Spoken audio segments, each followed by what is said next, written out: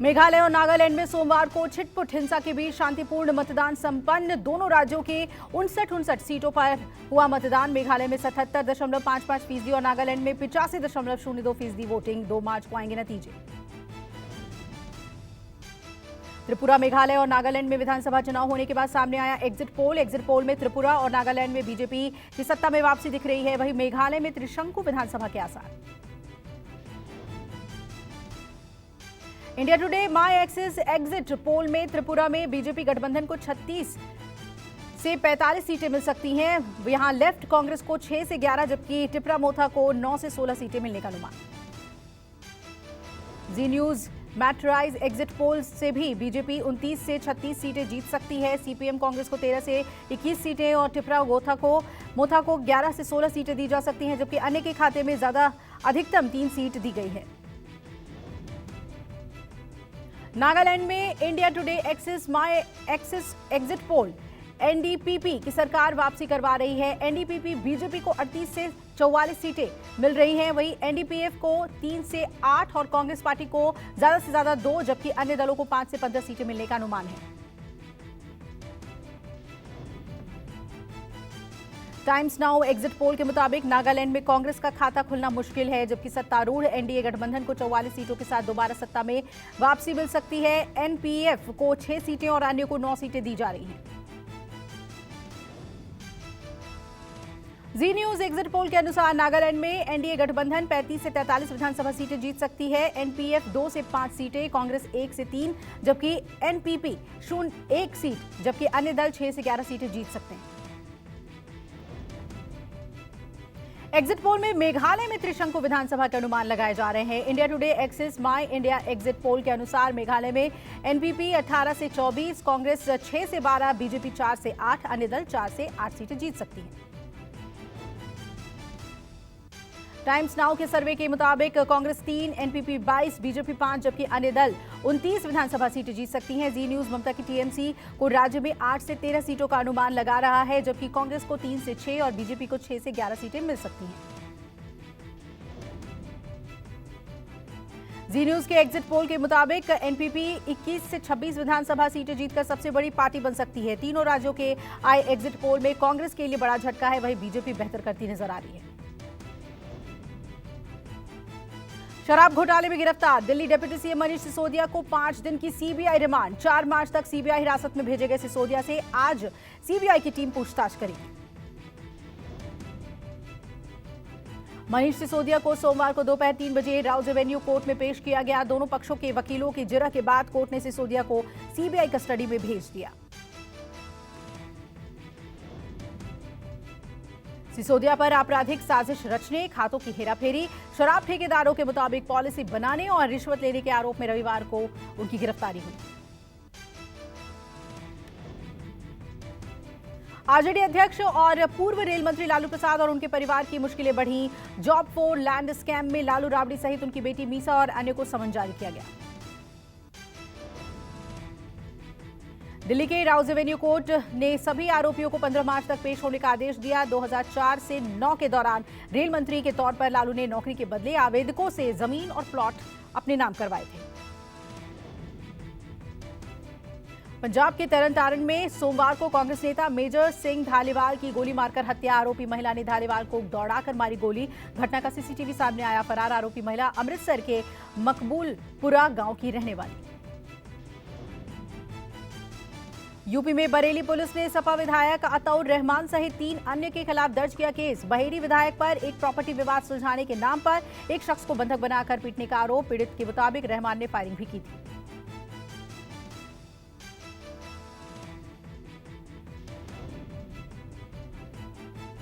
दिल्ली के deputy CM Manish Sisodia की गिरफ्तारी के खिलाफ आम आदमी पार्टी का देशव्यापी विरोध प्रदर्शन। सोमवार को दिल्ली से हैदराबाद तक, सूरत तक भी सड़क पर उतरकर आपने किया धरना प्रदर्शन। राजधानी दिल्ली में बीजेपी मुख्यालय के बाहर प्रदर्शन के दौरान पुलिस से झड़प। पुलिस ने कई नेताओं को हिरासत में लिया। आप महिला कार्यकर्ताओं और महिला पुलिस बल के बीच हाथापाई भी हुई। पुलिस ने आप कार्यकर्ताओं को हटने की चेतावनी दी। कई नेताओं कार्यकर्ताओं को हिरासत में भी लिया। आपने दिल्ली पुलिस के जबरन पार्टी ऑफिस में घुसने का आरोप लगाया। गुजरात के सूरत और तेलंगाना के हैदराबाद में भी केंद्र की मोदी सरकार के खिलाफ जोरदार प्रदर्शन। सिसोदिया की गिरफ्तारी को अघोषित इमरजेंसी बता रहे आप नेता और कार्यकर्ताओं से पुलिस की तीखी झड़प हुई। मिजोरम से लेकर कोलकाता, चेन्नई और कोयम्बटूर में भी आप कार्यकर्ताओं ने प्रदर्शन किया। प्रदर्शनकारियों ने सिसोदिया की गिरफ्तारी को बीजेपी की खुलेआम गुंडागर्दी करार दिया। दिल्ली के सीएम अरविंद केजरीवाल बोले, सिसोदिया के खिलाफ सीबीआई के पास सबूत नहीं है। कई अफसर उनकी गिरफ्तारी के खिलाफ थे। सिसोदिया को राजनीतिक दबाव में गिरफ्तार किया गया। आप सांसद संजय सिंह ने चुनौती देते हुए कहा कि मेरे हाथ में 2 घंटे के लिए सीबीआई और ईडी की कमान मिल जाए तो पीएम मोदी, अमित शाह और गौतम अडानी जेल के अंदर होंगे। शिवसेना नेता संजय राउत ने दिल्ली डिप्टी सीएम की गिरफ्तारी को लेकर बीजेपी पर तंज कसा। कहा, बीजेपी में क्या सब हिमालय से आए साधु संत है क्या? शिवसेना ने साफ किया वो सदन से सड़क तक इस मुद्दे पर आपके साथ है। केंद्रीय मंत्री मीनाक्षी लेखी ने कहा कि अपने पाप छिपाने के लिए भगत सिंह का नाम इस्तेमाल ना करें। इन्होंने भले ही ईमानदारी के नाम पर सरकार बना ली, लेकिन ये लोग सबसे ज्यादा बेईमान साबित हो चुके हैं। मनीष सिसोदिया की गिरफ्तारी पर बीजेपी प्रवक्ता गौरव भाटिया ने कहा कि आम आदमी पार्टी कट्टर बेईमान पार्टी है। सिसोदिया आरोपी नंबर 1 है।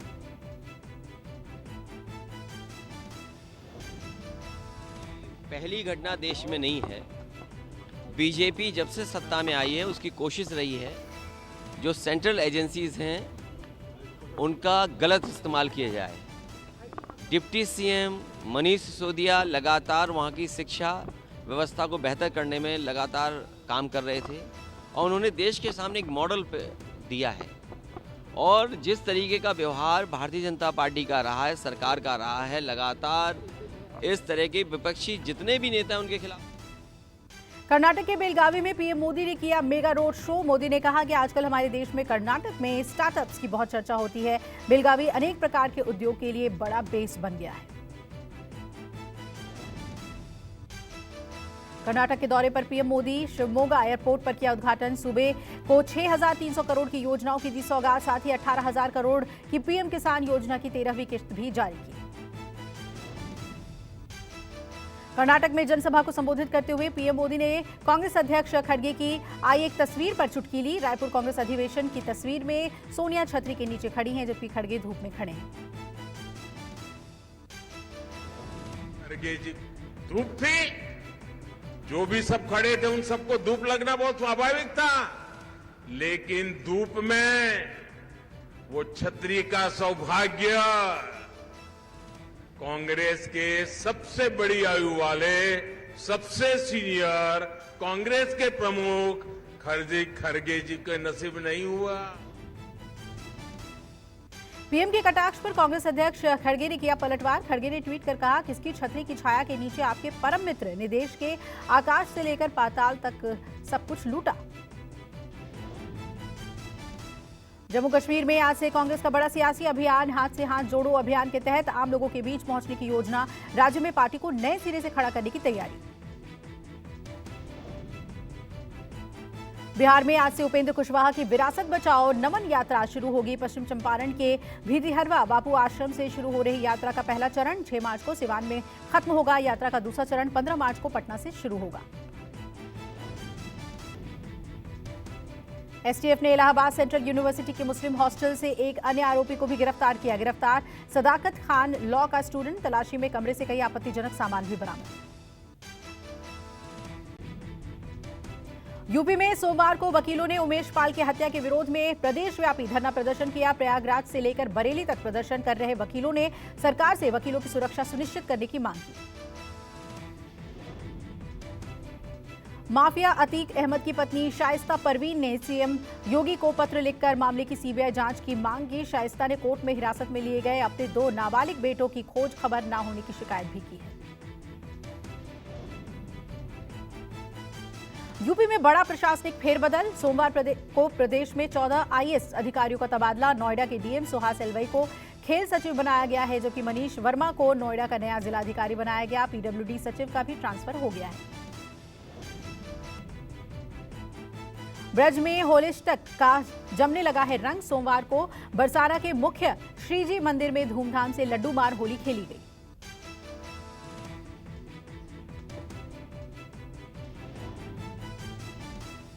पीडीपी प्रमुख महबूबा मुफ्ती ने कश्मीरी पंडित संजय शर्मा की हत्या की तीखी आलोचना की। महबूबा ने कहा कि संजय की हत्या कायराना और शर्मनाक। महबूबा मुफ्ती बोली कि कश्मीर के मुस्लिम खुद परेशानी में हैं। मोदी सरकार आतंकवाद के नाम पर हम मुसलमानों को जेल भेज रही है।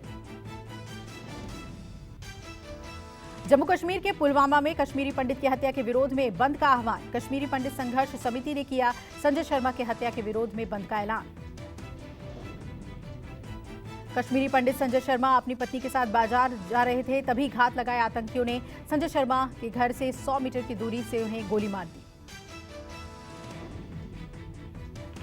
सुरक्षा बल मौके पर पहुंचे और पूरे इलाके में सर्च ऑपरेशन चलाया। टारगेट किलिंग को लेकर कश्मीरी पंडितों में काफी गुस्सा।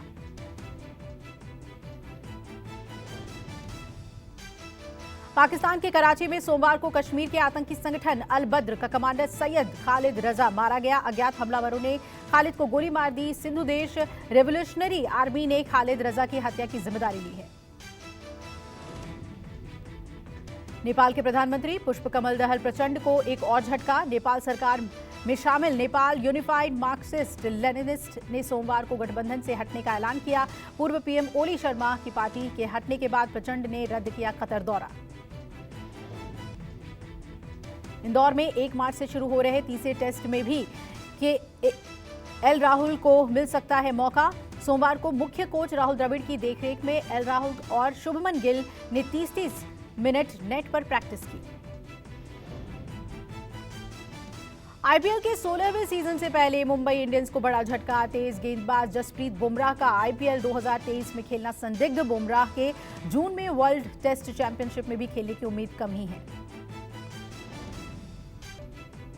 भारत के स्टार क्रिकेटर शार्दुल ठाकुर ने मिताली पारुलकर से शादी कर ली है। मुंबई में हुई शादी में कप्तान रोहित शर्मा, श्रेयस अय्यर के साथ दीपक चाहर, पत्नी धनश्री भी शामिल हुई। क्रिकेटर अक्षर पटेल ने पत्नी मेहा पटेल के साथ बाबा महाकाल के दर्शन किए। भस्म आरती में भी शामिल हुए। अक्षर पटेल ने कहा 5 सालों की इच्छा अब पूरी हुई।